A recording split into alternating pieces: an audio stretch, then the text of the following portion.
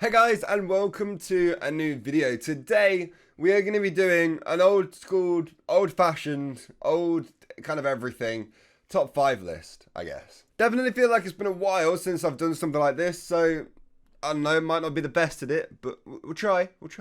So today we are going to be covering the top 5 cheapest Australiums.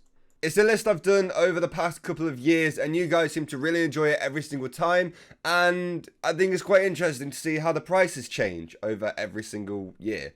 I don't know, I'm a bit of a loser. Starting up at number 5, we have the Force of Nature, which is 9.5 keys.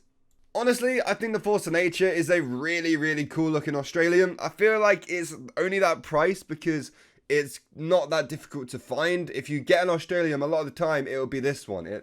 It's quite a common one. Not a lot of people use the Force of Nature since the scattergun exists. But yeah, unfortunately it's not the most popular gun, as it would be a little bit more expensive. But for you guys who use the Force of Nature, for less than 10 keys you can get yourself one of these, which is pretty good. At number 4, we have the Ambassador, which is priced at 8.55 to 9 keys. Now, this is where the ranges start to get a little bit weird. I've only ever seen these types of ranges consistently on Australiums.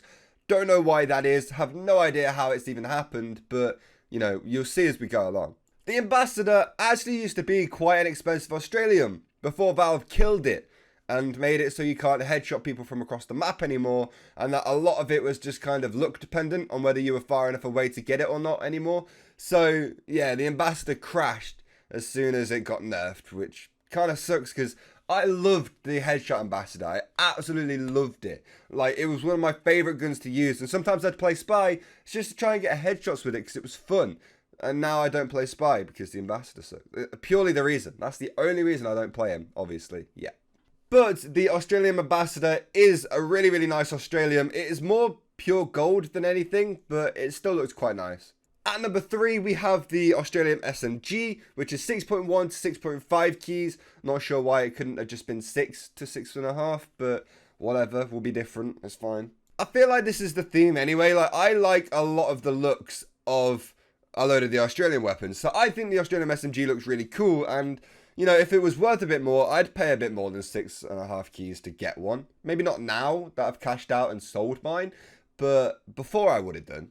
And honestly, I think I did to get mine because it was worth more at the time. Again, I feel like this one just kind of got screwed over because it was more common than a lot of other Australiums, and the fact that the SMG is the stock, like, secondary weapon for the sniper, and a lot of people don't always use stock. They sometimes use stuff like the Jurati, they use whatever the shield for the back's called, I really don't remember.